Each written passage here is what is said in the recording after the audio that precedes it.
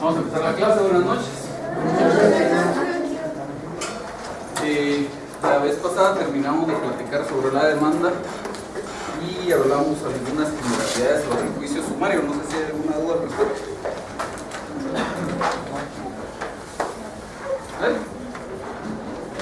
Bueno, entonces vamos a continuar con la clase. Nos corresponde platicar ahora sobre las controversias que se dirimen a través del juicio sumario. Es decir, habíamos dicho en la clase anterior que el juicio sumario es un juicio de conocimiento y que procesos de conocimiento judiciales tenemos tres, que son el ordinario, el sumario y el oral.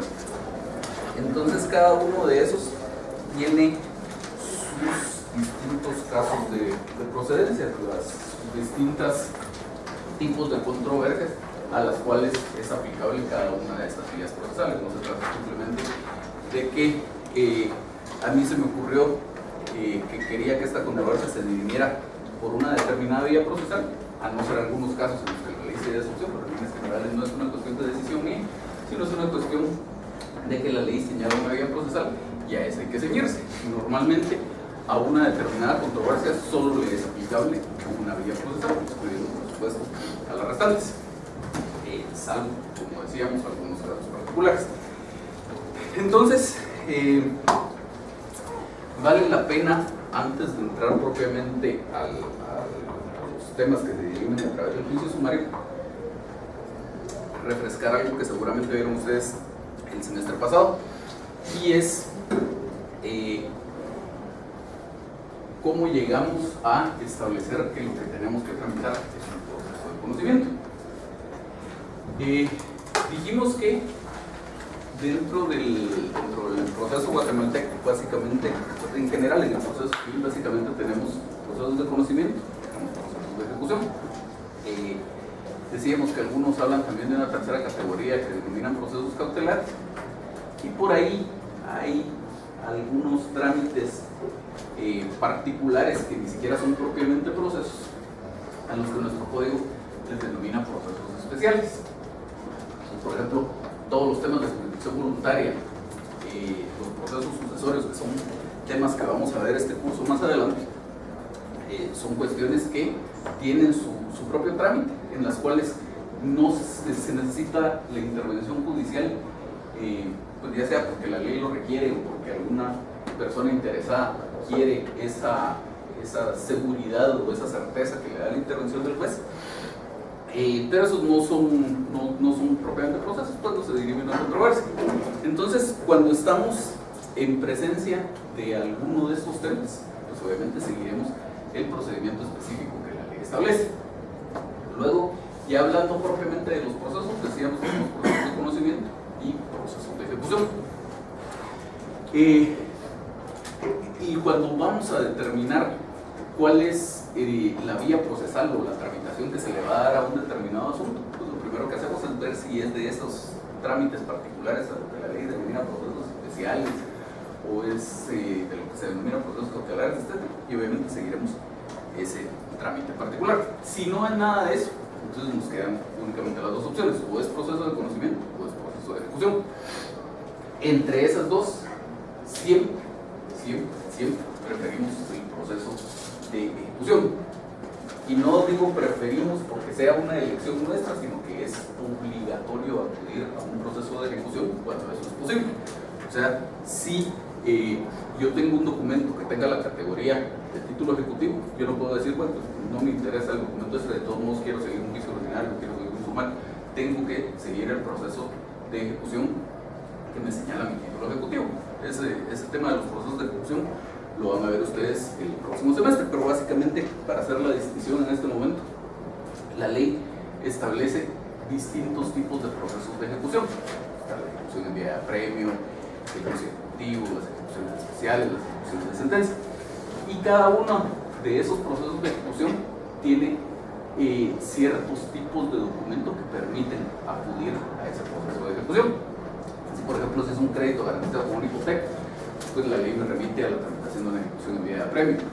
Si es una obligación que conste en una escritura pública, pues tengo que seguir un juicio ejecutivo, etc. Entonces, si tengo un título ejecutivo, necesariamente sigo el proceso de ejecución que me señala el título ejecutivo.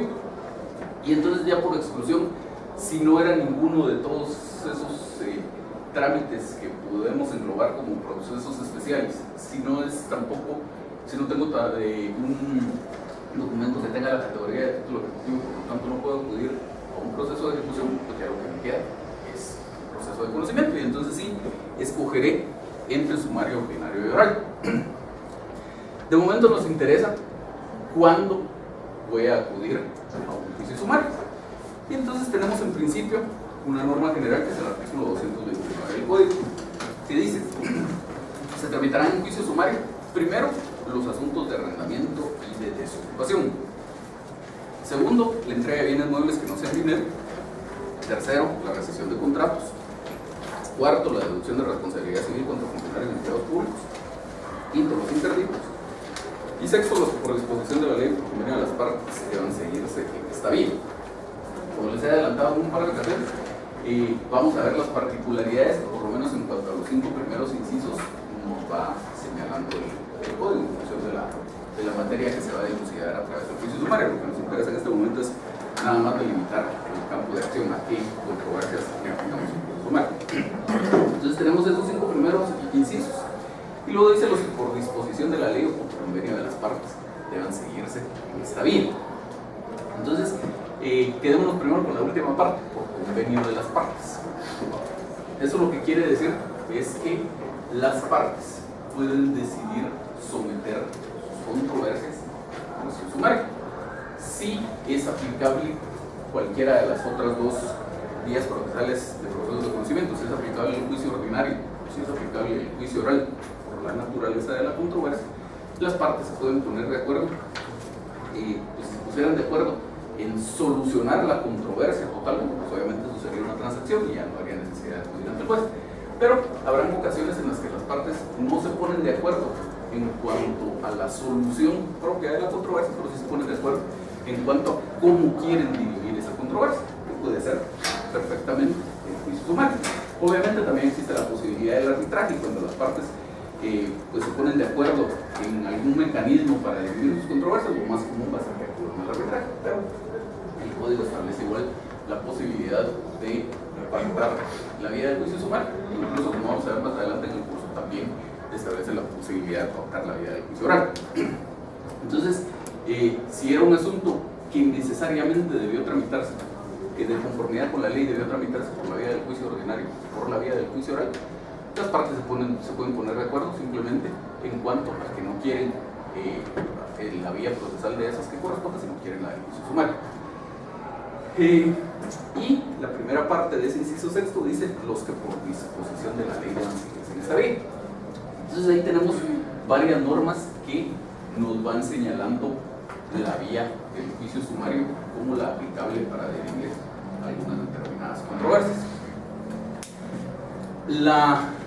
La más importante, tal vez, porque abarca una amplia generalidad de casos, es el artículo 1039 del Código de Comercio.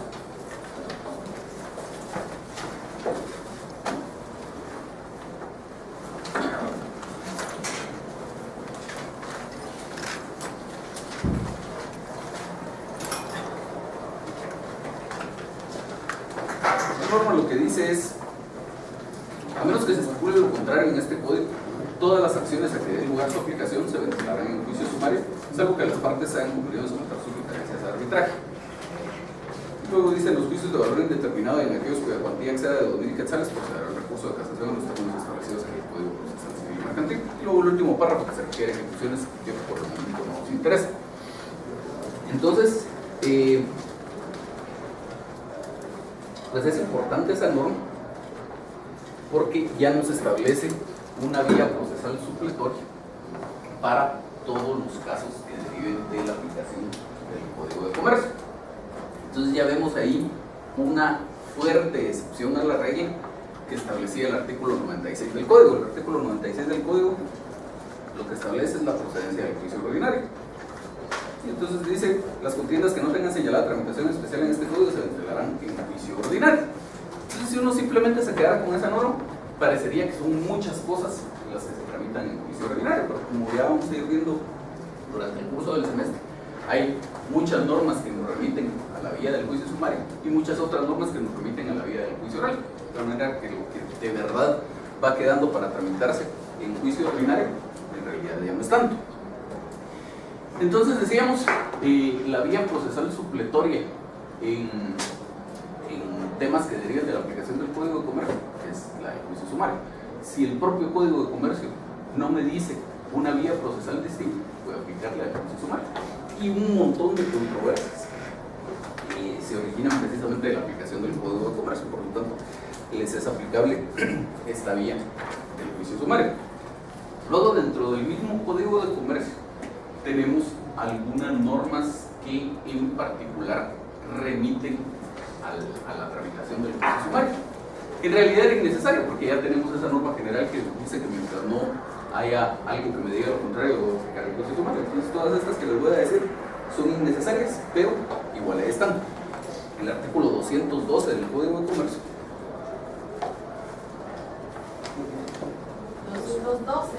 212, 212.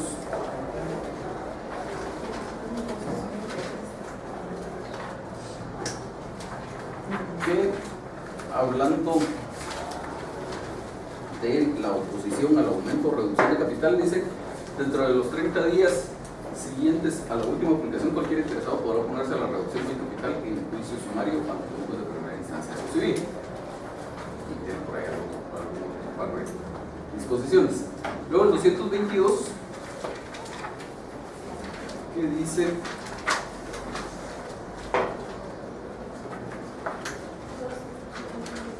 hablando de las sociedades irregulares y de hecho, sociedades con fin ilícito, las sociedades que tengan fin ilícito serán nulas aunque estén inscritas. La nulidad podrá promoverse en juicio sumario y en puntos de primera instancia de lo civil. Luego el 227, que hablando de la exclusión de socios, dice: el acuerdo de exclusión se tomará por el voto de la mayoría y tiene efectos transcurridos 30 días desde la fecha de la comunicación al socio excluido. El socio no tiene derecho a votar respecto al acuerdo de exclusión que lo afecta. Dentro de este término, el socio excluido puede hacer oposición entre un juez de primera instancia de lo civil y juicio sumario. El 234, resuelta la exclusión de un socio, se procederá a liquidar la parte que le corresponde y aprobada esa liquidación, la sociedad fijará un plazo prudencial para efectuar el pago de acuerdo con lo prescrito en el artículo anterior. En caso de desacuerdo entre el excluido y la sociedad, el plazo y las condiciones serán fijados por el juez de primera instancia de lo civil. Todas las acciones a que da lugar el presente artículo se declararán en juicio sumario. Luego el 238, hablando de la disolución, dice el último párrafo: si a pesar de existir causa de disolución no se tomara resolución que permita que la sociedad continúe, cualquier interesado podrá ocurrir ante un juez de primera instancia de lo civil en juicio sumario a fin de que se declare la disolución, ordene el inscriptor del registro mercantil y nombre liquidador en efecto de los socios. El 260,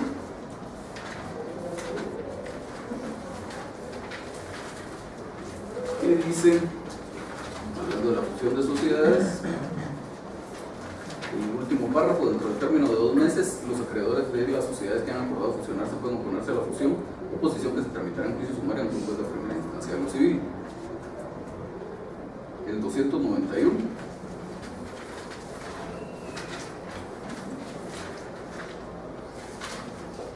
que dice: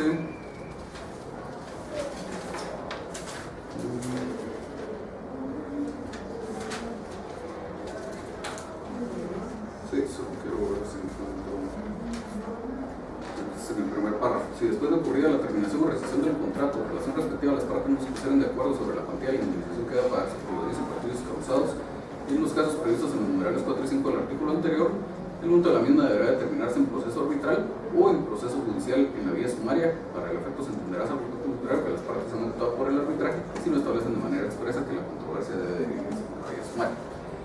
Y esos son los artículos que expresamente nos remiten al juicio sumario del Código de Comercio. Tengan cuidado porque hay algunas ediciones viejas del Código de Comercio que en alguno de estos artículos, no recuerdo en cuál, en vez de decir juicio sumario dice juicio oral.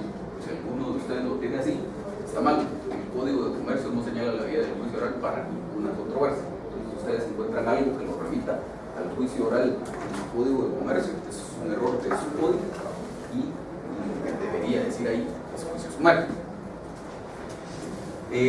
Hasta ahí tendríamos lo establecido en el Código de Comercio, pero no son las únicas normas que nos remiten expresamente al juicio sumario. Tenemos además otras dos en el Código Procesal Civil. El 413, que hablando de la ausencia y la muerte presunta, dice el segundo párrafo: si hubiera opción a la declaración de ausencia, el asunto será declarado contencioso y se sustanciará en la vía sumaria. Y el 416, que dice, hablando de la administración de los bienes, la solicitud deberá publicarse en el diario oficial en otro de los medios de circulación y en caso de presentarse oposición se tramitará en juicio sumario. Luego tenemos algunas otras normas que también remiten a la vía del juicio sumario, aunque en realidad son normas que prácticamente no tienen aplicación en la práctica. Entonces solo las vamos a mencionar para que sepan ustedes que ahí están, pero son normas que casi con seguridad nunca van a llegar a aplicar ustedes. El artículo 36 del Código Tributario establece que en algunos casos la administración tributaria puede pedir una garantía del pago de los tributos. Y entonces dice el último párrafo: para los efectos de este artículo, la fianza que garantice obligaciones tributarias se rige por las disposiciones establecidas en tratados o convenios internacionales, este código, las leyes tributarias y supletoriamente lo dispuesto en el Código de Comercio. De existir controversias, las mismas deben ser solucionadas en la vía sumaria.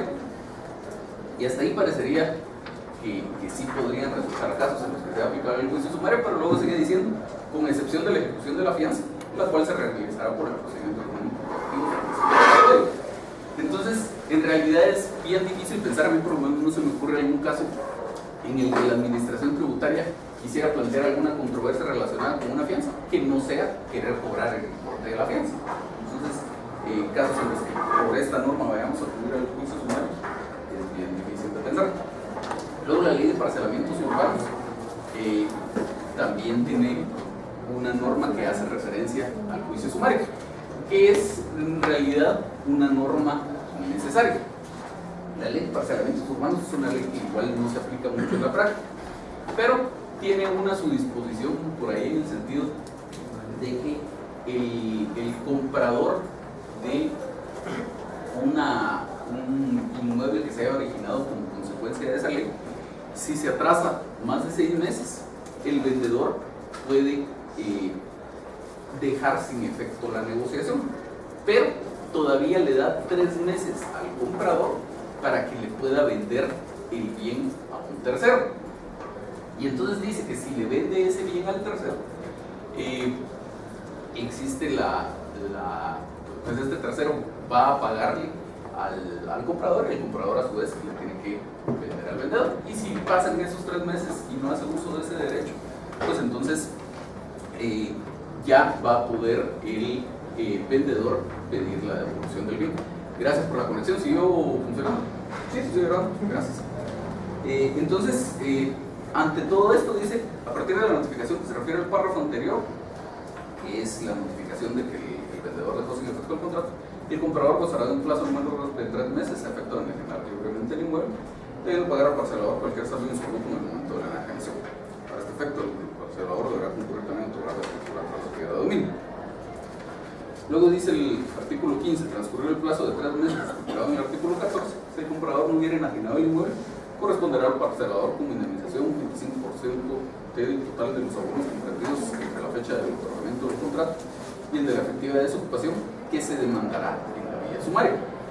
Pero les decía, es innecesaria esta norma porque de todo modo la desocupación siempre se demanda por la vía del juicio sumario, entonces no había necesidad de esta especificación. Luego tenemos la ley sobre protección y conservación de los monumentos, objetos arqueológicos, históricos, típicos y artísticos, que en el artículo 16 dice: el régimen especial de propiedad en monumentos y objetos históricos comprende, literal E, cuando el propietario considere infundada la declaración de monumento o objeto histórico, podrá reclamar ante el juzgado de primera instancia de su domicilio dentro de un plazo de 30 días después de notificar por el Ministerio de Educación Pública la declaración cuestionada. El juez fallará en la vía sumaria de acuerdo con los medios probatorios que se aporten. Y el último es un decreto 49-72 del Congreso que establece la declaratoria de utilidad pública de ciertas servidumbres para conducción de energía eléctrica, para agua, etc. Entonces dice, en los casos de controversias, el artículo 8, en los casos de controversias o litigios que se susciten en virtud de la presente ley, la vía que debe utilizarse es la sumaria. 49-72. Entonces, como les digo, estas que les leí de último, no me detuve mayor cosa en ellas porque son prácticamente de nula aplicación en la práctica. Entonces, tenemos ya delimitado nuestro campo de acción del juicio sumario. Esas son las controversias que deben dirimirse por la vía del juicio ordinario. Por supuesto, si ustedes encontraran otra norma ya existente o en el futuro se emite alguna norma que remita al juicio sumario, pues igual será esa la vía aplicable, pero hasta donde yo conozco, estas son las que nos remiten al juicio sumario. Entonces, no sé si hay alguna duda de esto antes de continuar. Este documento ¿Qué más? Este documento está. Si quieres se lo dejo y le saco un poco. Gracias. ¿Sí? Sí, yo solo una duda con lo que decía al principio de que las partes podrán convenir si lo llevan en la vía sumaria. ¿Por qué tendrían ellos que decidir no llevarlo en la vía ordinaria si ese es el procedimiento que le corresponde? Es pura cuestión de gusto, digamos. El código está bajo la premisa errónea, a mi criterio, de que el juicio sumario es de tramitación más breve que el ordinario. Recuerda que algo hablábamos la clase anterior, que al final decíamos que por plazos legales serán un par de meses menos, pero que comparado con la duración real de un proceso no tiene alguna incidencia.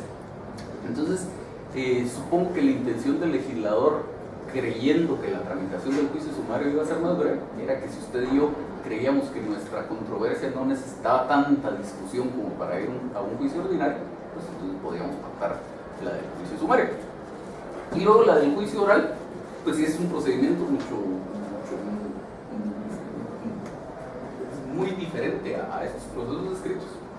Entonces a lo mejor si por alguna razón usted y yo no queríamos dirimir en la vía del juicio oral la controversia, pues está establecida la posibilidad. Como le digo, en la práctica es bien difícil que usted vaya a ver algún caso real en el que se pacte la vía del juicio sumario. Antes era más probable, porque digamos ya ahora hace bastante tiempo, hace prácticamente 20 años, entró en vigencia la actual ley de arbitraje. Pero, con esa ley de arbitraje se derogaron algunas disposiciones del Código Procesal Civil y Mercantil que regulaban el procedimiento que tenía que seguirse cuando se pactaba un arbitraje.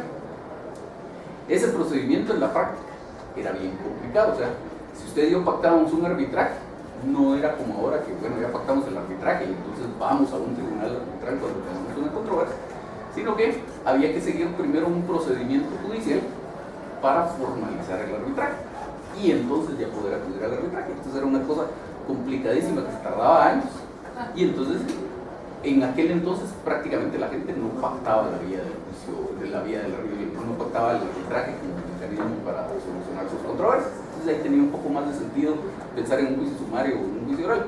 En la actualidad, si usted y yo queremos dirimir nuestra controversia por otro mecanismo que no sea el que de conformidad con la ley correspondería, casi con seguridad lo que vamos a contar es una sentencia. ¿Alguien más? Sí, ¿verdad? O sea, va a preferir irse a otro juicio a un sumario ahora no, se va al arbitraje. Sí. ¿Nadie más? Bueno, entonces, se recuerdan que desde el primer día de clases les decía que el procedimiento del juicio sumario es prácticamente el mismo que en el juicio ordinario, solo con algunas pequeñas variantes. Entonces, como ustedes ya conocen el procedimiento del juicio ordinario, lo vamos a ver muy brevemente, solo como para refrescar lo que ustedes ya conocen, y ya luego nos vamos a detener un poco más en el procedimiento del juicio sumario.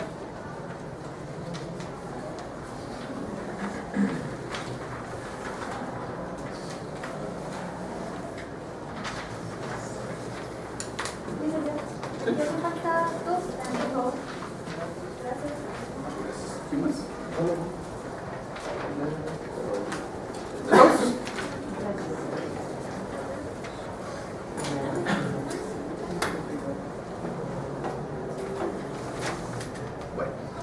Entonces, decíamos, el procedimiento del juicio ordinario es este que vamos viendo por acá. Se inicia todos los procesos civiles, esta es la regla general, hay por ahí alguna excepción, pero los procesos civiles inician en virtud de una demanda, no se inician de oficio. Entonces, se presenta una demanda y ahí básicamente hay dos opciones: o la demanda cumple con todos sus requisitos o la demanda cumple algún requisito. Entonces, si no cumple con todos los requisitos, ningún requisito que incumpla, como les he dicho, por muy intrascendente que parezca el requisito, el juez está obligado a rechazar esa demanda. Y si la demanda cumple con todos los requisitos, pues el juez está obligado a admitirla para su trámite. Entonces, recuérdense que aquí estamos hablando del juicio ordinario. Entonces, si la demanda cumple con todos los requisitos legales, el juez debe emplazar al demandado por 9 días. El emplazamiento por naturaleza, en lo que consiste, es en un plazo que se da a una persona para llevar a cabo una determinada acción. Entonces, entendido en un sentido amplio. Entendido en un sentido más estricto, es el plazo que se da a una persona para contestar la demanda, y de eso es de lo que hablamos aquí. El emplazamiento por naturaleza es un plazo que tiene el demandado para contestar la demanda, que en el caso del juicio ordinario es por 9 días. Y entonces, aunque por su naturaleza el plazo es para contestación de la demanda, el demandado puede adoptar muchas otras actitudes procesales antes de contestar la demanda, o junto con la contestación de la demanda, o en vez de la contestación de la demanda. Entonces, de las posibles actitudes procesales que tiene el demandado, la primera, por cuestión de tiempo, digamos, pues la que tiene el plazo más breve, sería el planteamiento de excepciones previas, que se tramitan por el procedimiento de los incidentes, para el cual, en el caso del juicio ordinario, tiene 6 días el demandado. Luego tiene todo el resto de las posibles actitudes procesales. Entonces vemos por aquí que dice contestación, bueno, si quieren lo vemos más de cerca las diapositivas estas, pero el tema es que para casi todas las restantes actitudes procesales, esas se definen en ese plazo de 9 días que se le señaló en el emplazamiento al demandado. Solo el allanamiento podría ser incluso con posterioridad. Entonces, si el demandado presenta excepciones previas, dice por ahí que esto se tramita por el procedimiento de los incidentes, y ese es un procedimiento que ustedes ya conocen, está el memorial a través del cual se promueve el incidente, se le da una audiencia por 2 días a la otra parte, que en este caso, como son excepciones previas, sería la parte actual, y luego el incidente ahí podría referirse a cuestiones de hecho, hay necesidad de probar algunos hechos, o podría ser que se refiera solo a cuestiones de derecho. Si se refiere a cuestiones de hecho, va a haber una apertura a prueba por 8 días. Y si el incidente no se refiere a cuestiones de hecho, pues de una vez queda en estado de resolver, y en los 3 días siguientes el juez debe dictar su auto. Esto, como les digo, lo estoy pasando muy rápido porque es algo del curso anterior, pero igual si tienen alguna duda me detienen y lo explicamos más despacio. Luego está la posibilidad de que se planteen algunos recursos. Y finalmente llegará el punto en el que la excepción, en cuanto a la excepción previa o las excepciones previas, tenemos una resolución firme que las declara con lugar o que declara sin lugar. Si se declara con lugar alguna excepción previa, tenemos que hasta ahí llegó ese expediente. Entonces, aquí es importante resaltar que hablamos de que termina expediente, no de que termina el proceso. Esa distinción es importante, sobre todo en materia de casación. Tendrían casación el semestre pasado, pero no, bueno, si no la vieron, la verán en algún otro semestre. Pero el tema es que dentro de los medios de impugnación tenemos la casación, y la casación tiene varios requisitos de procedencia. Los tipos de proceso, no sé, se puede plantear que solo puede ser en contra de algunos determinados autos o de algunas determinadas sentencias. Y dentro de eso, dice el artículo 620, el recurso del Código Procesal Civil. El recurso de casación solo procede contra las sentencias o autos definitivos de segunda instancia, no consentidos expresamente por las partes, que terminen los juicios ordinarios de mayor cuantía. Luego hay otros procesos en los cuales también procede la casación, no solo en juicios ordinarios de mayor cuantía, pero lo que nos interesa en este momento es esa parte que dice sentencias o autos que terminen los juicios. Entonces, por eso es que aquí hablamos de que el juez declara con lugar a la excepción previa, termina el expediente, no termina el juicio. Porque la Corte Suprema de Justicia en sus sentencias sí ha hecho esa distinción y ha dicho que no se entiende que termine el juicio si todavía es posible corregir el defecto que tenía la demanda y volverla a plantear. Entonces, por ejemplo, una excepción previa de demanda defectuosa no termina el juicio, porque yo corrijo el defecto que tenía la demanda, la vuelvo a presentar y se acabó. Entonces, básicamente, la Corte Suprema de Justicia ha dicho que solo termina el juicio como consecuencia de una excepción previa con cuatro excepciones: caducidad, prescripción, cosa juzgada y transacción. Son las únicas cuatro, porque esas tienen efectos en cuanto al fondo del asunto. Todas las demás son por cuestiones más o menos formales que se pueden corregir y volver a presentar la demanda. Entonces, en esos casos termina únicamente el expediente. ¿Eso qué quiere decir? Que el defecto o la situación que dio lugar a que se declarara con lugar la excepción previa no se puede corregir en ese mismo expediente. Entonces, yo no puedo decir, ya habiéndose declarado con lugar una excepción previa de falta de personería, yo no puedo presentar un memorial diciéndole al juez: señor juez, como usted declaró con lugar la excepción previa de falta de personería, aquí le acompaña un nombramiento que ahora sí está registrado, por ejemplo. Tendría que volver a presentar la demanda, se inicia un nuevo expediente, etc. Entonces, el expediente termina. Licenciado, perdón. Sí. Mire, y a la hora de ese incidente, por ejemplo, en esa falta de personería, si ampliaran la demanda, presentando esa representación legal. No debería, porque lo que pasa es que los incidentes, básicamente hay dos clasificaciones de los incidentes.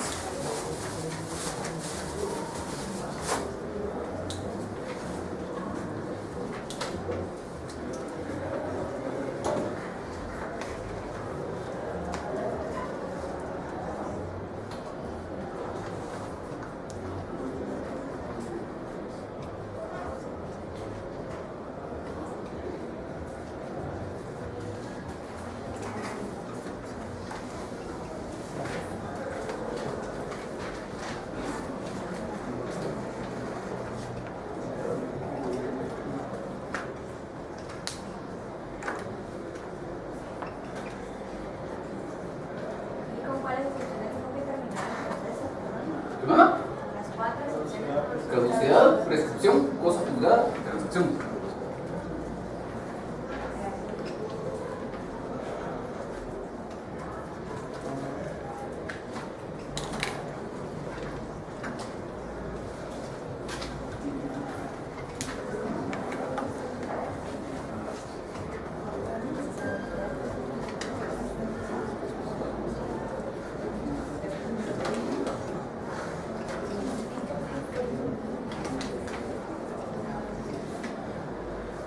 ¿Quién me había hecho la pregunta? Usted.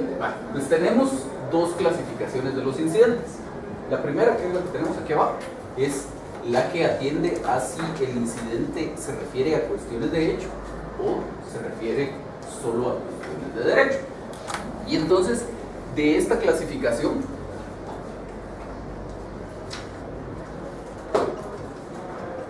lo que dependerá es si el incidente se abre a prueba o no. Si el incidente se refiere a cuestiones de hecho, va a haber necesidad de abrirlo a prueba, y si se refiere solo a cuestiones de derecho, no se abre a prueba. La segunda clasificación, que es la que tenemos arriba, es la que divide los incidentes atendiendo a si le ponen obstáculo al curso del proceso o no le ponen obstáculo al curso del proceso. Entonces, aquí básicamente la idea es, hay algunos incidentes que se refieren a cuestiones que no afectan el asunto principal. Y usted perfectamente podría continuar tramitando el asunto principal mientras se decide el incidente. Un ejemplo típico de eso es lo que el código llama un incidente de contragarantía. ¿En qué consiste eso? Usted me demanda a mí y pide la intervención de una empresa mercantil que es de mi propiedad. Entonces yo le digo al juez, mire señor juez, aquí me demandaron y usted decretó la intervención sobre esta empresa. Entonces yo no quiero tener esa intervención sobre mi empresa mercantil. Entonces dígame usted por qué monto quiere una garantía. Yo le presto la garantía y usted me levanta la intervención de mi empresa. Entonces para decidir eso, sobre todo para fijar el monto de la garantía, se tramita un incidente. Como el incidente, usted evacúa a su audiencia diciendo si está de acuerdo o no está de acuerdo o cuál cree que debería ser el monto. Finalmente el profesor. Pero eso de ninguna manera afecta el asunto principal. Entonces ese sería un incidente de estos, los que no ponen obstáculos al curso del proceso. Por lo tanto, eso se tramita en cuerda separada. Eso lo que quiere decir es que físicamente se forma otro expediente, digamos, que va adjunto al expediente original. En la práctica lo que hacen es amarrar los dos expedientes juntos. Entonces, pero se forma otro expediente.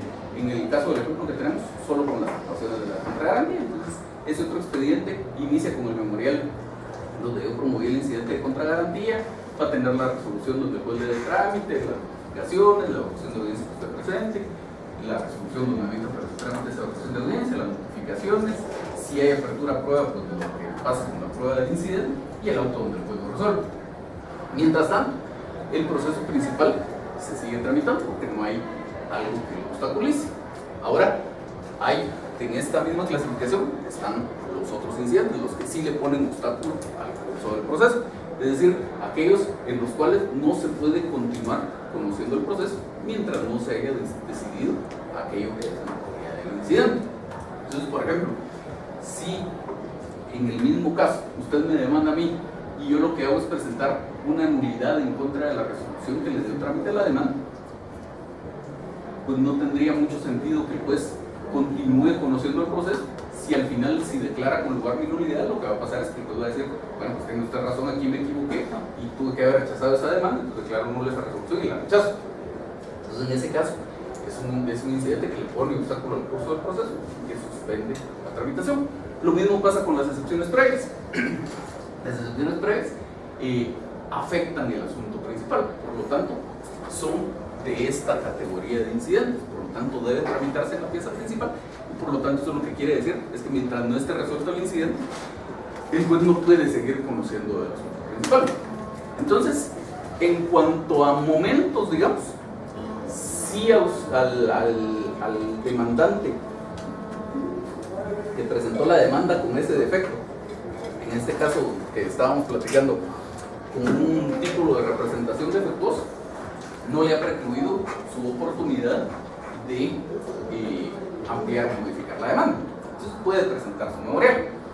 Pero también es cierto que el incidente que ya se está tramitando le pone obstáculo al curso del proceso. Entonces, ¿qué debería hacer el juez al recibir ese memorial? Se tiene por recibido el memorial y los demás solicitados se tienen presente para su oportunidad en virtud de estarse tramitando un incidente de excepciones previas. Luego terminamos de tramitar el incidente de excepciones previas y si el juez declara con lugar el incidente, con lugar la excepción, pues entonces ya nunca va a entrar a conocer del memorial porque hasta ahí llegó el expediente. Si el juez declarara sin lugar la excepción, pues entonces puede entrar. Sí. Para confirmar, digamos que yo interpongo mi demanda. Se supone que se interrumpe la prescripción en el momento en que se le notifica la demanda al demandado, ¿verdad?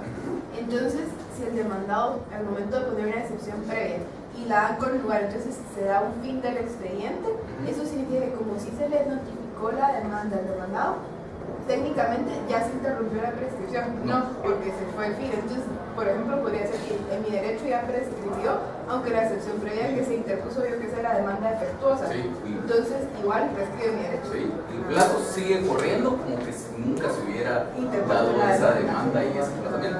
Por no tener validez por la excepción. Ajá, porque incluso si usted ve el Código Civil, dice, la prescripción se interrumpe por notificación de la demanda.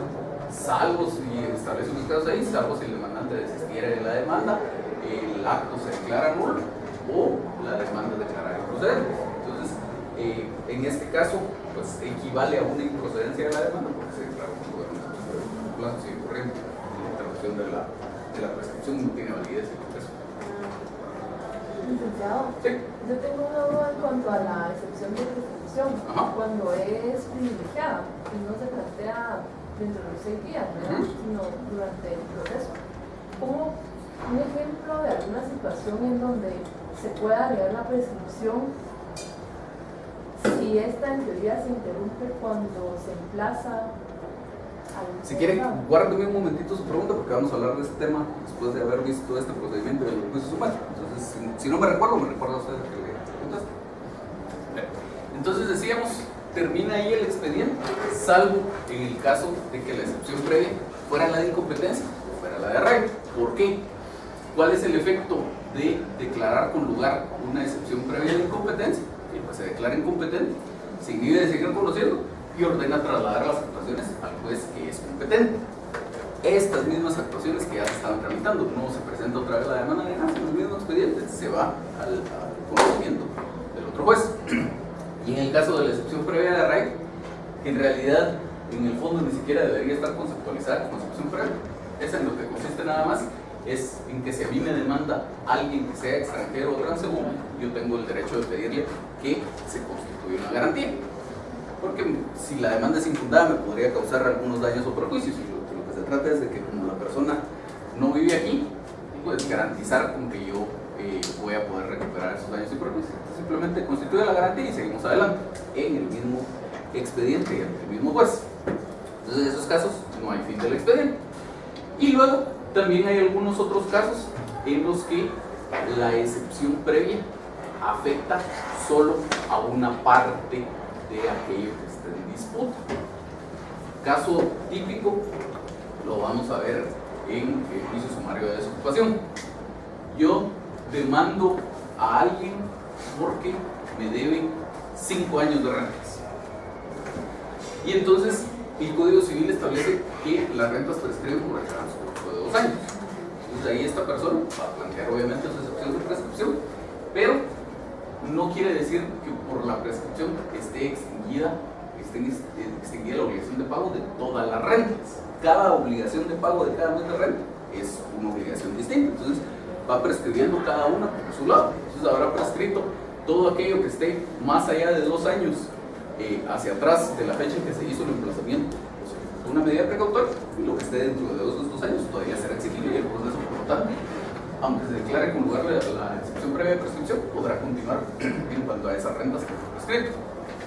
Entonces, fuera de esos casos, lo que importa remarcar aquí es que el defecto o la situación que motivó que se declarara con lugar la excepción previa no se puede subsanar en el expediente. Luego, si la excepción previa es declarada sin lugar, entonces sigue corriendo el emplazamiento. Como hablábamos aquí con su compañera, este es un incidente que le puso obstáculo al curso del proceso. Por lo tanto, una vez terminada la tramitación de la excepción previa, si se declara sin lugar, pues se levanta el obstáculo y sigue corriendo el emplazamiento. Por lo tanto, habrá que ver qué pasa con la actitud procesal que va a adoptar la parte demandada. Tenemos ahí la posibilidad de allanamiento, que básicamente lo que consiste es una renuncia a la contienda. El demandado no le interesa pues pelear el asunto. No quiere decir que esté aceptando la reclamación del demandante, no está aceptando los hechos, no está aceptando las pretensiones, simplemente dice, yo aquí no tengo interés en discutir. Entonces dice la ley que si eso pasa, el juez tiene que fallar, tiene que dictar una sentencia, en la que la única gracia del allanamiento, digamos, es que no hay hechos controvertidos, porque el demandado expresamente renunció a la contienda. Como no hay hechos controvertidos, pues no va a haber periodo de prueba, no hay necesidad de un aviso, el juez de una vez dicta su sentencia, partiendo del supuesto de que puede tener como ciertos esos hechos que se afirmaron en la demanda, pero todavía falta ver si esos hechos que se afirmaron en la demanda de verdad, de conformidad con alguna norma jurídica, fundamentaría que se pueda declarar aquello que el demandado pedía en su demanda. El demandante pedía en su demanda. Por ejemplo, si se está pidiendo la declaración de unión de hecho, pero los hechos que se narran en la demanda es que estos convivientes tienen 1 año de vivir juntos, cuando el Código Civil exige una convivencia de más de 3, pues obviamente aunque haya allanamiento, no tiene que declararse en la demanda. Entonces ahí decíamos de una vez sentencia. Luego está la contestación de la demanda. Se llama así esto está entre paréntesis y entre comillas a secas, porque lo que pasa es que junto con la contestación de la demanda se pueden presentar algunas otras cosas. Cuando simplemente se contesta la demanda, es una de las opciones que tiene el demandado. La otra opción es contestar la demanda y además, en ese mismo memorial, presentar excepciones perentorias. Otra opción distinta es contestar la demanda y en ese mismo memorial presentar una reconvención, que no es más que una demanda que dentro del mismo proceso presenta el que originalmente era demandado en contra del que originalmente era demandado. Siguiente opción es que en la contestación de la demanda se presente excepciones perentorias y también reconvención. Y la otra opción es la rebeldía, que en lo que consiste es en que el demandado deja transcurrir el plazo que tiene para contestar la demanda y a partir del día siguiente, digamos, en este caso que es un juicio ordinario, transcurren los 9 días del emplazamiento. Supongamos que hoy era el día 9 del emplazamiento, entonces eso quiere decir que a partir de mañana, que es el siguiente día hábil, el demandante está habilitado para solicitar que se tenga por contestada la demanda en sentido negativo y se sigue el juicio en rebeldía del demandado. Es un derecho que tiene el demandante, no es algo que pase de oficio, solo pasa a solicitud de parte. Y entonces, si el demandante no presenta esa solicitud, el proceso se queda en un impasse, no puede continuar porque pues no puede declarar de oficio la rebeldía. Pero además, es un caso en el que no ocurre una preclusión automática, es decir, no basta el simple transcurso de los 9 días para que se extinga la posibilidad de que el demandado conteste la demanda. Eso quiere decir que si el ejemplo que teníamos era que hoy era el último día de los 9, si mañana llega el demandado y presenta su contestación de demanda y el demandante todavía no ha presentado el memorial donde solicita que se siga el juicio de rebeldía, y pues tiene que dar trámite a esa contestación de la demanda. Si no fuera mañana, si no fuera dentro de una semana, dentro de un mes, dentro de 10 años, y el demandante no ha presentado su memorial pidiendo que se siga el juicio de rebeldía, el juez le tiene que dar trámite a esa contestación de la demanda. Eso solo ocurre en 2 tipos de procesos: el juicio ordinario y el juicio sumario. En el juicio oral no puede pasar, y en su momento, cuando veamos el juicio oral, les voy a explicar por qué. Tengo así, la contestación de la demanda a secas es lo que yo conocí como contestación del sentido negativo. Sí. Entonces, ahí es importante tener en cuenta eso. Si mientras no se acuse la rebeldía, el demandado puede contestar la demanda. Luego, cuando hay reconvención, sea que exista contestación de la demanda con reconvención o contestación de la demanda con excepciones perentorias y reconvención, en cualquiera de esos 2 casos, el juez tiene que emplazar al reconvenir. Pues básicamente, como decíamos, es una demanda dentro del mismo proceso. Se sigue lo mismo que pasaba con la demanda. En este caso, que es juicio ordinario, lo emplaza por 9 días. Y ahora el reconvenido puede tomar cualquiera de las actitudes procesales, otra vez por plantear excepciones previas, contestar la reconvención, excepciones perentorias, todo lo demás. Se seguirá el trámite que corresponda a la actitud procesal que haya adoptado el reconvenido, hasta que llegamos al punto en el que el reconvenido contesta la reconvención o la reconvención se tiene por contestada, que digamos hubo una declaración de rebeldía. Y entonces la siguiente etapa procesal sería la apertura a prueba. Si el juicio se va a seguir en rebeldía del demandado, pues de una vez de la resolución donde el juez ordene seguir el juicio en su rebeldía, ya podemos pasar a la apertura a prueba. Si solo fue contestación de la demanda, podemos pasar a apertura a prueba. Si solo fue contestación de demanda con excepciones perentorias, podemos pasar a apertura a prueba. Y si hubo reconvención, pues hasta que la reconvención se tenga por contestar, ya pasamos a la apertura apertura a prueba, que en el caso del juicio ordinario es por 30 días. Luego, ese periodo de prueba se podría prorrogar por 10 días más previa a la tramitación de un incidente si fuera necesario. Y luego, una vez que se venció el periodo de prueba o la prórroga del periodo de prueba, si fuera el caso, pues señala día y hora para la vista. Si hay necesidad de un auto para mejor fallar y luego sentencia, o si no, de una vez en la vista dicta el juez sentencia. Y luego la posibilidad de que existan recursos en contra de esa sentencia. Y ese básicamente es el trámite de juicio ordinario. ¿No hay alguna duda? ¿No? Entonces, veamos el que nos interesa, que es el trámite del juicio oral.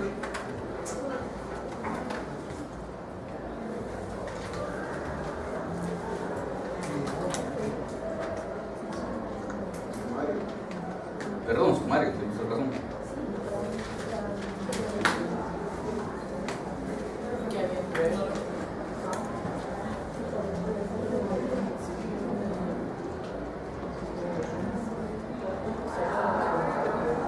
¿Seguro no hay dudas?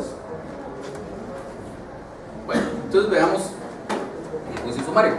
Como les decía, el juicio sumario básicamente sigue el mismo esquema que el juicio ordinario, con unas pequeñas diferencias.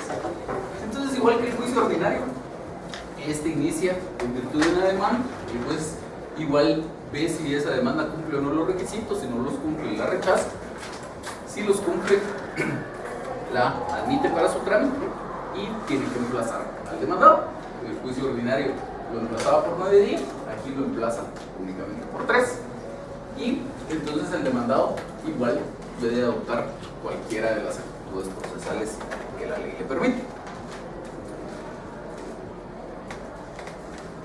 Igual que pasa con el juicio ordinario, el emplazamiento por naturaleza es un plazo que se da para contestar la demanda, pero no quiere decir que sea lo único que puede hacer el demandado. Entonces, entre otras cosas, el demandado puede plantear excepciones previas.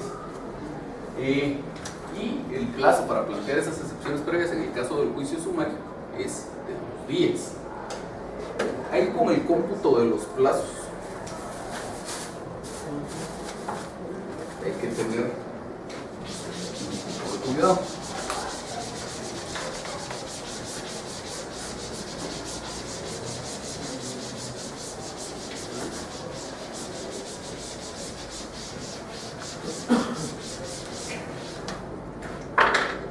El cómputo de los plazos, la misma ley del organismo judicial, que es una ley posterior al Código Procesal Civil y Mercantil, dice que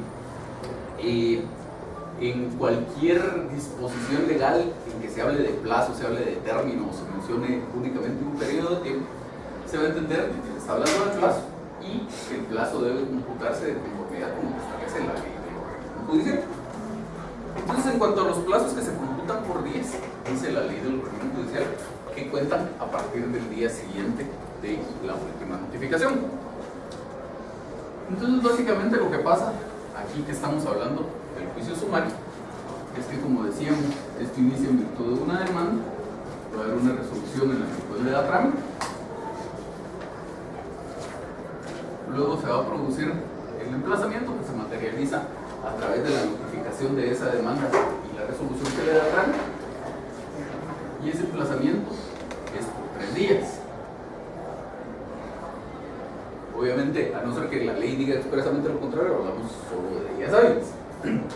Y entonces, el Código Procesal Civil, cuando habla del juicio sumario, dice en su artículo 232, dentro del segundo día de emplazado, podrá el demandado hacer valer las excepciones previas al artículo 116, las cuales se resolverán por el trámite de los incidentes.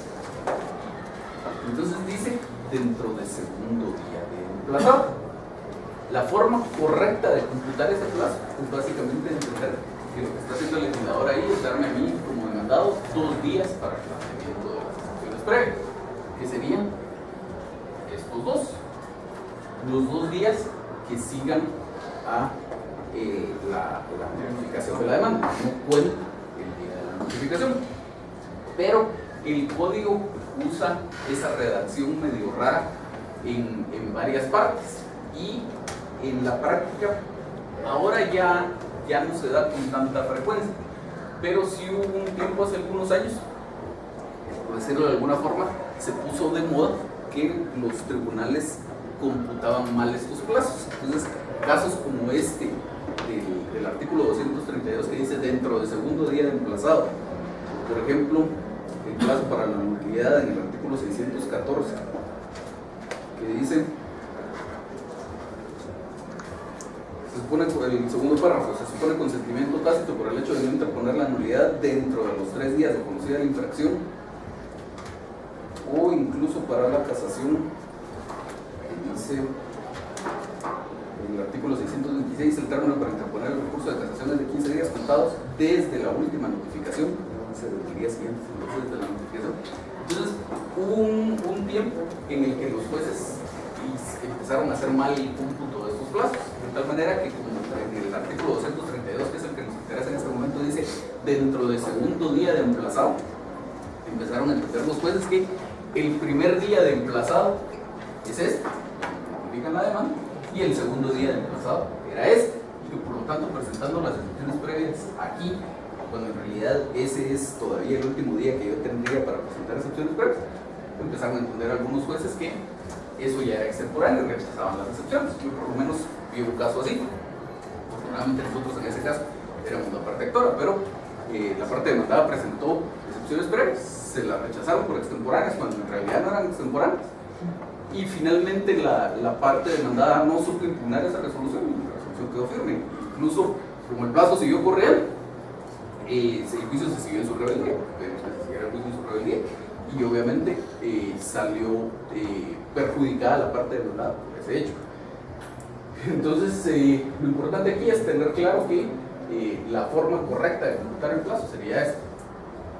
Me notifican hoy, digamos, mis 2 días para el planteamiento de excepciones previas, en este caso serían mañana, que es miércoles, jueves, se acabó. Si algún día les llegaran a computar mal el plazo y se lo rechazan por esta forma de computar la cuestión, pues básicamente el fundamento sería la ley del organismo judicial,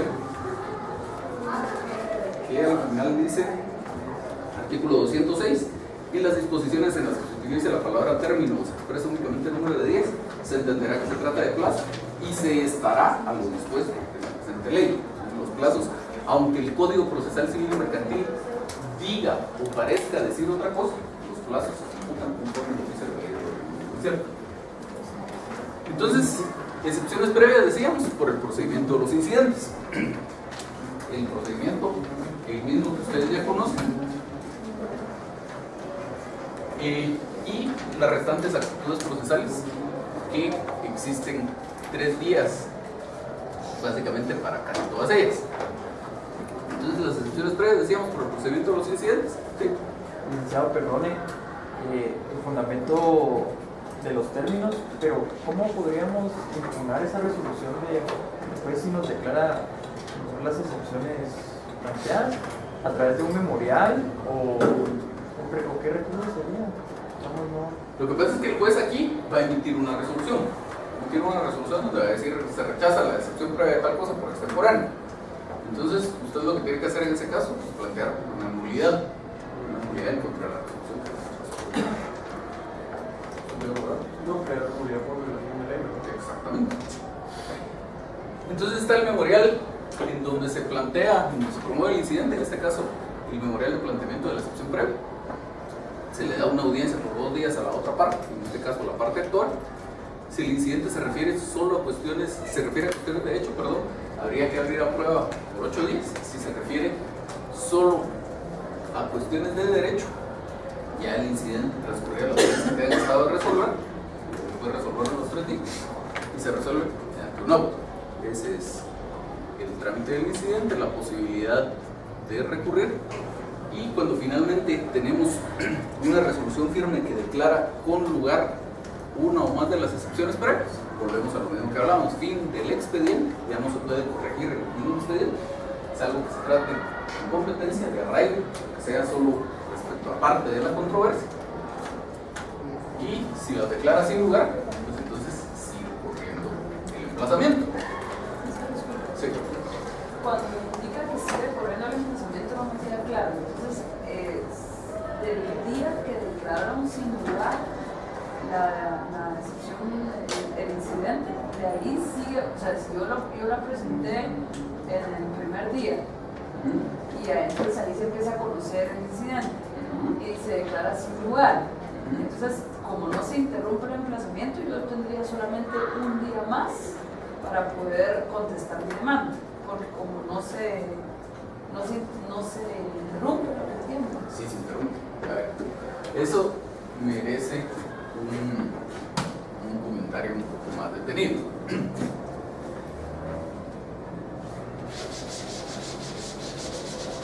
Estamos hasta aquí. Este es el emplazamiento. Entonces, usted tiene estos 2 días en los cuales puede plantear sus excepciones previas. Entonces, si usted plantea su excepción previa, efectivamente aquí no da pues mucho problema de discusión, porque lo que le queda es un día y no hay más, queda un día para contestar la demanda. Todavía vamos a regresar sobre ese tema, pero primero me interesa salir de lo que creo que era su pregunta. Ahora, pudiera ser que usted su excepción previa la haya presentado aquí el día 1 del emplazamiento. Entonces, ahí lo que pasa es que, como veíamos en esta clasificación que teníamos por aquí, hay incidentes que le ponen obstáculo al curso del proceso, incidentes que no le ponen obstáculo al curso del proceso. Este es un incidente que sí le pone obstáculo al curso del proceso. ¿Esto qué quiere decir? Cuando usted planteó el día 1 del emplazamiento excepciones previas, el plazo ya no siguió corriendo. Es decir, mientras se tramitó el incidente de excepciones previas, no llegamos al día 2 del emplazamiento, sino que el incidente se tramitó y hasta que tenemos una resolución firme donde declara sin lugar las excepciones previas, entonces sigue corriendo el emplazamiento, que es a lo que se refiere esta cosa de aquí. Entonces, una vez que usted tenga una resolución firme que le declara sin lugar sus excepciones previas, el emplazamiento sigue corriendo. Entonces, en este caso, en realidad usted tendría todavía 2 días para contestar la demanda. Algunos erróneamente dicen que es solo un día y basan esa afirmación en decir el plazo para excepciones previas eran estos 2 días, y entonces lo haga usted aquí o lo haga aquí, es una etapa procesal, y una vez que usted planteó sus excepciones previas, la etapa procesal se agotó y ya lo que sigue es este restante día del emplazamiento. Pero como les digo, es una consideración errónea, porque la ley no establece un plazo, un emplazamiento partido en 2, digamos. No dice, usted tiene 2 días para plantear excepciones previas y después de ese plazo tiene un día más para contestar la demanda. La ley lo que le dice es, usted tiene 3 días para contestar la demanda, y dentro de los primeros 2 de esos 3 puede plantear sus excepciones previas. Ahora, otra cuestión que es importante también aquí es el tema de que las excepciones previas, como previas, ya vamos a salir de la duda que creo que tenía usted en cuanto a la posibilidad de plantear excepciones las excepciones que originalmente están concebidas como previas en cualquier estado del proceso, porque es otro tema totalmente distinto, pero excepciones previas como previas solo pueden plantearse una vez, aun cuando lo haga aquí. Aun cuando si estuviéramos hablando, esto es un juicio sumario, si estuviéramos hablando de un juicio ordinario, tenemos igual demanda, ejecución, notificación, los 6 días para plantear excepciones previas. Aun cuando yo planteara una excepción previa de demanda defectuosa, por ejemplo aquí, luego ya no podría plantear, pero digamos que fue de incompetencia la excepción, bueno, demanda defectuosa. Plantea excepción previa de demanda defectuosa aquí, ya no podría plantear, por ejemplo, una excepción previa de incompetencia en el siguiente día. El plazo para oportunidad para plantear excepciones previas es una sola. Ya lo que me quedaría en este caso en el juicio ordinario son 8 días para contestar la demanda, pero más posibilidades de seguir planteando excepciones previas no tengo. Ahora les decía, aquí arriba en cuanto al cómputo de los plazos, hay otra cuestión interesante que en la práctica se puede prestar a problemas. Y es, decimos aquí que sigue corriendo el emplazamiento. Pero ¿cuándo sigue corriendo ese emplazamiento? Es una cuestión que en la práctica, ¿no? Es una cuestión que en la práctica sí puede dar lugar a problemas. ¿Por qué? Ese auto que me resuelva las excepciones previas es apelable.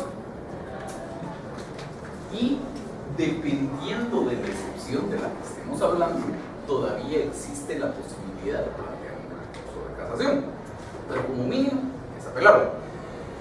Entonces supongamos que era una excepción previa de demanda defectuosa, la declara el juez sin lugar, y entonces me notifica a mí ese auto que donde me declara sin lugar mi excepción previa de demanda defectuosa. Digamos que yo la excepción previa la había presentado aquí el día 2 del emplazamiento, me queda un día para contestar la demanda, pero mi plazo para apelar el auto de la excepción previa es de 3 días. Entonces, digamos, no podemos decir si me notificaron hoy, solo tengo mañana para contestar la demanda y se acabó, porque tengo 3 días para apelar. Si apelo, entonces tendré mañana, que es miércoles, jueves y viernes, es mi último día para apelar. Si presento mi apelación en esos 3 días, magnífico, el expediente se va a ir a la sala, todo muy bonito. Si resulta que yo no apelo esa resolución o presento el memorial con algún defecto que hace que el juez me lo rechace, pues sí, mi plazo para contestar la demanda se venció mañana. O sea que si la parte actora está lista y el jueves presenta un memorial solicitando que se siga el juicio en mi rebeldía y luego yo dejo pasar el viernes sin apelar, pues se seguirá el juicio en mi rebeldía. Ahora, supongamos que sí presento el recurso de apelación. El expediente se va a la sala y luego tiene que volver al juzgado. Una vez, y supongamos que la sala confirma el auto donde declara sin lugar la excepción previa. Entonces, recibe el tribunal ese expediente de vuelta de la sala, tiene que notificar una resolución donde tiene por recibido el expediente. Hay algunos que todavía dicen en contra de esa resolución todavía se puede plantear una nulidad, por lo tanto habría que esperar los 3 días de la nulidad para considerar que esté firme y ya el siguiente es el día para contestar la demanda. A mi criterio, esa última opción es errónea y es muy arriesgada, porque no es algo que necesariamente deba pasar. Una nulidad puede haber si se violó la ley en la resolución, pero no es algo que necesariamente deba pasar. Entonces, yo en ese caso lo que haría sería, una vez que el juez me notifique esa resolución donde tiene por recibido el expediente de la sala, el día siguiente es mi último día para contestar la demanda y por ahí me voy. Luego decíamos, dependiendo de el tipo de proceso, del tipo de excepción previa, la excepción previa de la que estemos hablando, hay algunas, caducidad, prescripción, consecución de transacción, que según el tipo de proceso todavía me permitiría acudir a mí a un recurso de casación. Por ejemplo, si estuviéramos hablando de un juicio ordinario, puedo ir a casación, como vimos en el artículo 1039 del Código de Comercio, los asuntos que deriven de su aplicación, siempre que su cuantía sea de más de 2.000 quetzales, me permiten ir al recurso de casación. Pero hay que tener cuidado, como les decía, de qué excepción estamos hablando. En el ejemplo que estábamos manejando, la excepción era una excepción de demanda defectuosa que no permite acudir al recurso de casación. Entonces, si yo planteara una excepción de demanda defectuosa, pues igual mi plazo para contestar la demanda sigue corriendo, y si la otra parte está lista y presenta el memorial pidiendo que se continúe en el juicio en mi rebeldía, el juez debería considerar. De hecho, yo ya llevé un caso así. Nosotros éramos la parte demandante, la parte demandada presentó alguna excepción previa, no recuerdo cuál, pero no era de las que permiten ir al recurso de casación. Su recurso de casación se lo rechazaron por esa razón. Mientras tanto, nosotros presentamos el memorial pidiendo que se siguiera el juicio en su rebeldía, y efectivamente el juicio se siguió en su rebeldía. Porque presentó el recurso de casación cuando no era procedente y se confió, nunca presentó su memorial de contestación de demanda. Esas son las cosas con las que, pero no sé si resuelvo su pregunta. Entonces, si uno es la parte demandante y se declara sin lugar la excepción, debería entonces esperar 3 días para ver si no apela. Usted debería estar lista para hacer muchas cosas y debería, digamos, suponer siempre que yo voy a cometer un error, yo como demandado. Entonces, por eso les decía que cuando hacíamos una medio escalera aquí, les decía que uno debe cuidar que si las formas, que si los trámites, que si esto, que si el otro, una estrategia, pero en todo lo que hace debe cuidar de no equivocarse y debe ver en qué momento la otra parte si se va a equivocar. Veámoslo aquí en este lado. Estamos hablando de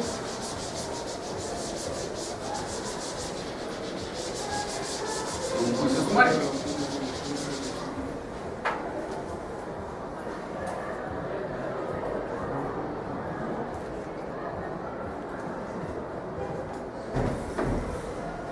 Donde usted es demandante, yo soy demandado, tengo un plazo de 3 días para contestar esa demanda. El siguiente día de esos 3, supongamos que hoy fue el día 3 del emplazamiento, el siguiente día hábil, que en este caso es mañana, usted a las 8 en punto debería estar presentando un memorial donde pide que se siga el juicio en rebeldía. ¿Por qué? Puede ser que yo no presente un memorial contestando la demanda. Entonces, usted ya me ganó el turno, digamos. Si yo presento mi memorial después, me van a decir, no señor, usted ya está en rebeldía, ya no podemos tener por contestar su demanda. Puede ser que yo sí presente un memorial, pero después me lo rechaza. Entonces será la misma situación, es como lo hubiera presentado. Ahora, supongamos que yo sí lo presenté mi memorial de contestación de demanda dentro de esos 3 días. ¿Qué perdió usted? Nada, simplemente le va a decir, no al lugar, no solicitar, porque que la demanda ya fue contestada. Se acabó, perdió. Pero siempre tiene que usted actuar suponiendo que yo me voy a equivocar. Ahora, digamos, yo presenté mi excepción previa aquí en el segundo día. Notifican hoy que el auto donde declaran sin lugar esa excepción previa. ¿Usted qué debería hacer? Decir, este ya solo tiene mañana para contestar su demanda, y entonces el jueves a primera hora usted presenta un memorial pidiendo que se siga el juicio en rebeldía. Si yo no presento recurso de apelación, imposible, se va a seguir el juicio en rebeldía. Si presento el recurso de apelación, pues simplemente otra vez le van a resolver a usted que no hay lugar, porque todavía no está firme la resolución de las excepciones previas. Se va el expediente a la sala, regresa, el juez notifica la resolución donde tiene por recibido el expediente de la sala. Igual, usted deja pasar un día y al día siguiente, a primera hora, presenta un memorial solicitando que se siga el juicio en rebeldía. Si yo no contesto la demanda o me rechazan mi memorial, usted ya ganó. Si me tienen por contestar la demanda, pues simplemente lo único que perdió fue un memorial de una hoja. No hay algún daño para usted. Entonces usted siempre trataría de asumir que yo me voy a equivocar. Si yo me equivoco, usted gana. Si yo no me equivoco, usted no pierde. Pero solo quiero estar marcando. Cuando se está resolviendo una excepción previa, eso sí interrumpe el emplazamiento. Pero digamos, cuando ya se resuelve sin lugar esa excepción y usted quiere interponer un recurso contra ese auto, eso no está interrumpiendo el emplazamiento. Depende. Si plantea usted el recurso en tiempo, es el recurso procedente y su memorial cumplía todos los requisitos legales, sí, la resolución no ha quedado firme y por lo tanto el emplazamiento no sigue corriendo. Ahora, si por ejemplo el memorial estaba mal hecho, no le puso lugar y fecha y lo rechazaron o cualquier cosa, o presenta una nulidad cuando correspondía apelación o todo ese tipo de cosas, es como que no hubiera presentado nada, pues el emplazamiento se sigue corriendo. Y otro, el caso que usted contó que la otra parte presentó casación y se la rechazaron, entonces ustedes presentaron una rebeldía. Esta parte pudo haber presentado casación y que se la rechazaran y entonces contestaron. No, es que precisamente eso fue lo que pasó. Él presentó su excepción previa. No me recuerdo cuál, pero supongo que usted que era demanda defectuosa. Presenta su excepción previa de demanda defectuosa. Se declaran sin lugar. Apela, la sala confirma. El expediente regresa al juzgado y mientras tanto le había presentado su recurso de casación. Entonces el expediente se va por el recurso de casación. Mientras tanto nosotros presentamos un memorial pidiendo que se siga el juicio en su rebeldía. Mientras el expediente se envía. Sí, como el expediente no está en el juzgado, pues dice, presento para su oportunidad, pero entonces no está el expediente. Cuando regresa el expediente, el juez dice, bueno, entro a conocer en definitiva este memorial y yo tengo por contestada la demanda en sentido negativo. Entonces la otra parte incluso presentó una nulidad en contra de esa resolución y se fue al amparo, y al final lo perdió todo porque efectivamente su emplazamiento había seguido corriendo y para el momento en que nosotros presentamos la solicitud de rebeldía, efectivamente ya había transcurrido el emplazamiento. Disculpe, cuando usted indicó que solamente había una oportunidad para presentar excepciones previas, por ejemplo, que si yo en la demanda que me presentaron, yo tengo varias posibilidades, excepción de demanda de defectuosa y excepción de personalidad. Entonces yo me voy por la que yo creo que va a ser más... Presenta las dos, en un solo memorial. En el memorial presento las dos. En un solo memorial. O sea, usted no puede presentar ni decir, bueno, voy a probar primero con este y cuando me la declaren sin lugar presento la otra. Y puede decir el mismo día presentar las dos excepciones previas. Si usted considera que es más de una proceder, podrá hacer 1, 2, 5, 10, si usted quiere, las presenta todas en un solo memorial. Porque lo que pasa es que la ley ordena que el juez resuelva en un auto todas las excepciones previas. Es el artículo 120, 121, los dos, 121. El 121, el juez resolverá en un solo auto todas las excepciones previas. Entonces, si usted presenta una, el juez la tramita, le resuelve y después presenta otra, el juez la tramita, la resuelve y ya no se cumple el que sea en un solo auto. Por esa razón, usted si tiene más de una, si considera que procede más de una excepción previa, las presenta todas juntas en un solo memorial. Ok, y la última, en el caso que usted, seguimos comentando lo de la casación, él recibe la notificación que le declararon sin lugar, entonces presenta la casación, presenta el memorial para la casación, entonces se va al expediente, pero usted indica que si en la casación la declaran sin lugar, ahí siguió corriendo, pero usted ya pidió el proceso de rebeldía, ¿verdad? Pero entonces esta persona no puede decir, bueno, yo voy a presentar la casación y me voy a salvaguardar por si en caso me la declaran sin lugar, también presentar la contestación de la demanda. Si hubiera hecho eso, no hubiera tenido problema. O sea, incluso hay algunos que por estrategia dicen, digamos, este emplazamiento es hoy que es que 26 de agosto. Entonces tiene usted 27 de agosto y 28 de agosto para presentar excepciones previas. Entonces usted dice, efectivamente, sí presento mi excepción previa el 28 de agosto, pero no me quiero correr riesgos. Entonces, de todos modos, presento mi contestación de demanda el 29 de agosto. Así, si me rechazan las excepciones previas o lo que sea, ya la contestación de demanda está presentada. Es una estrategia que no es muy recomendable, porque usted ya le expuso a la otra parte cuál es su estrategia de defensa en cuanto al fondo del asunto. Entonces, si la otra parte pues necesita pensar mejor qué le va a preguntar en la declaración de las partes, por ejemplo, o los testigos que va a proponer que les va a preguntar, etcétera, pues ya tiene mucho más tiempo para preparar su prueba.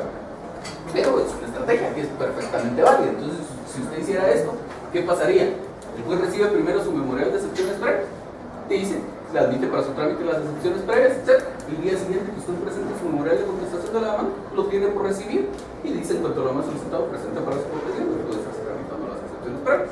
Si finalmente le declaran a usted sin lugar sus excepciones previas, simplemente el juez de oficio o usted lo pide, entra a conocer en definitiva este memorial de contestación de demanda. Y como está presentado desde esta fecha, sí no hay posibilidad de rebeldía, a no ser que le rechazaran el memorial. ¿Sí? ¿Algún otro? Sigamos entonces. Terminaría el expediente salvo la incompetencia en el arraigo o que la excepción previa fuera solo en cuanto parte de la controversia. Si la declaran sin lugar, entonces sigue corriendo el emplazamiento y están las mismas posibilidades que tenía el demandado. Allanamiento, en cuyo caso nos vamos de una vez a la sentencia. Una contestación de la demanda, una posibilidad de contestar la demanda con excepciones perentorias, también la posibilidad de contestar la demanda con reconvención, contestar la demanda con excepciones perentorias y reconvención, o rebeldía. Igual que pasaba en el juicio ordinario, si hay reconvención, sea solo contestación con reconvención o contestación con excepciones perentorias y reconvención, tiene que haber un emplazamiento al reconvenido, en este caso por 3 días. Igual el reconvenido puede adoptar cualquiera de las actitudes procesales que le corresponden al demandado, se tramita según la actitud procesal que haya adoptado, hasta que finalmente se tiene por contestada la reconvención. Y entonces podemos pasar al periodo de prueba, que en este caso es de 15 días, no de 30, que en el juicio ordinario. Entonces, aquí hay un tema que es discutible en el juicio sumario. Muchos consideran que en el juicio sumario no procede la prórroga del periodo de prueba, porque dicen que es contrario a la naturaleza del juicio sumario, que se supone que es un juicio de plazos más breves y etcétera, el pensar en una prórroga del periodo de prueba. Pero al final de cuentas yo sostengo que sí procede. ¿Por qué? Porque el artículo 234, perdón, el 230 dice: son aplicables al juicio sumario todas las disposiciones del juicio ordinario en cuanto no se opongan a lo preceptuado en este título. ¿Hay algo dentro de las disposiciones del juicio sumario que diga que no procede la prórroga del periodo de prueba? No. No dice que sí, no dice que no, pero como no se opone a lo dispuesto ahí, exactamente debería poderse aplicar todo lo dispuesto para el juicio ordinario. Perdón, ¿qué título le dio? 230. En la práctica van a ver ustedes que los casos de prórroga del periodo de prueba son bien pocos. Yo tal vez he visto unos 3 en mi vida y siempre han sido respecto a juicios ordinarios. Entonces no les sé decir qué resolvería un juez si se le pidiera la prórroga en un juicio sumario, pero yo considero que sí es procedente. Luego vendría la vista, si hay necesidad de un auto para mejor fallar, y luego la sentencia y la posibilidad de los recursos según el tipo de juicio sumario que estamos hablando. Se acabó. Ese es el trámite básico del juicio sumario. Ya después, como les he dicho en algún par de ocasiones, según la materia que se esté dilucidando a través de ese juicio sumario, pues habrán algunas especialidades, algunos pasos más que deba tener, algunas consideraciones especiales que haya que hacer, pero el trámite básico y general es esto. ¿Dudas de esto? Sí, licenciado, el plazo para el auto para mejor ver las sentencias son siempre 15 días.